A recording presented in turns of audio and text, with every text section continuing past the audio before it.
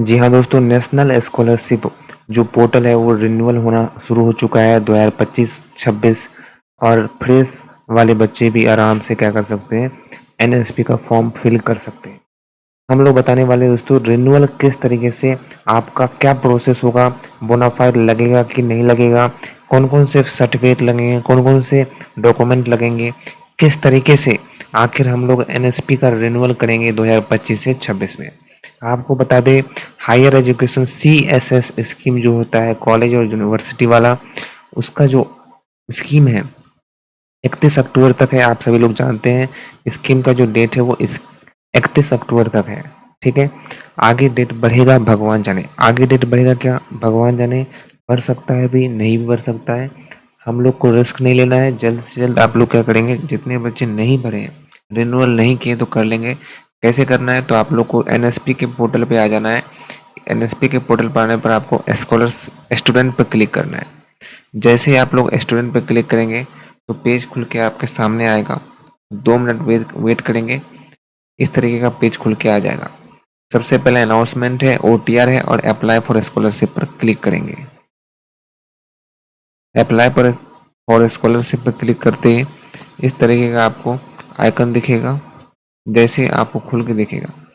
अब आपको क्या करना है, यहाँ पर लॉगिन करना है। लॉगिन करने के लिए 2 बातें दी गई है, या तो आधार कार्ड से लॉगिन कर सकते हैं या फिर आप ओटीआर नंबर जो आपने रजिस्ट्रेशन किया था 14 डिजिट का वो आप डालिए, पासवर्ड डालिए जो आपके पास है, और जैसे आप लॉगिन करेंगे आपका खुल जाएगा। तो फटाफट से हम लोग ओटीआर डालते हैं।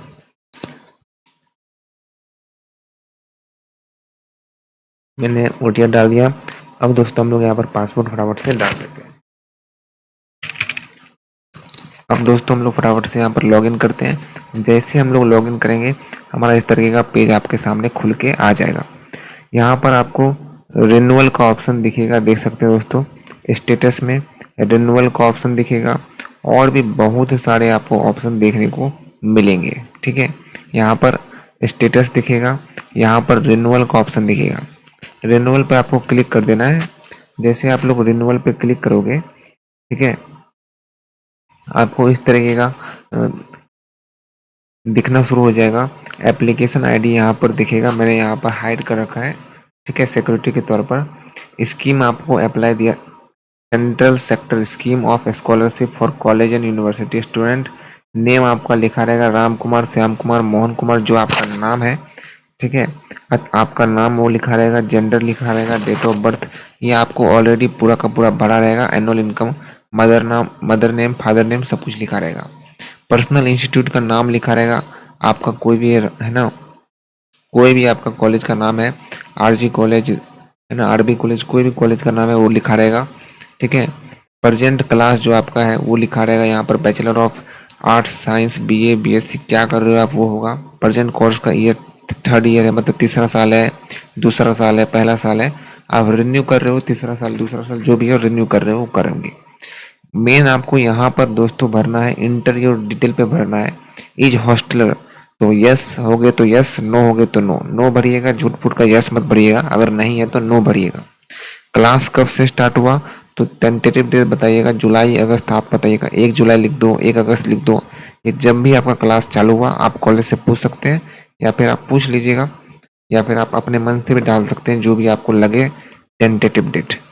अब बात करते हैं प्रीवियस क्लास का परसेंटेज, जो भी आपने पिछले साल का जो सेमेस्टर है, सेमेस्टर का जो भी रिजल्ट है उसमें आपको परसेंटेज निकालना है और ये परसेंटेज आपको लिख देना है। ठीक है, समझ गए, यस सर। रोल नंबर, जो भी आपका कॉलेज का रोल नंबर है वो लिखिएगा। सेक्शन ए बी सी जो भी आपका सेक्शन है वो लिखिएगा।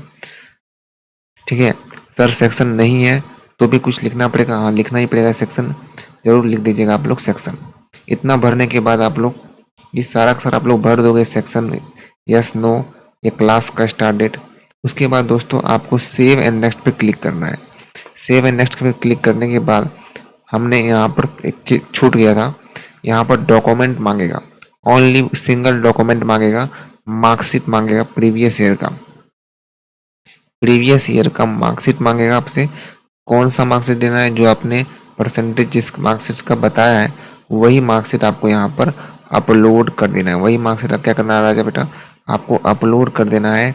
और अपलोड कर देना है मज़े से, पीडीएफ के फॉर्म में अपलोड करना है। आप लोग जानते हैं, सब आप लोग बहुत होशियार हैं। तो प्रीवियस क्लास का परसेंटेज जो है आपने दिया था सेमेस्टर 2 का, अगर आपके पास होगा, जो भी पिछला है, अगर नहीं आया है मान के चलो उससे पीछे वाला देना है।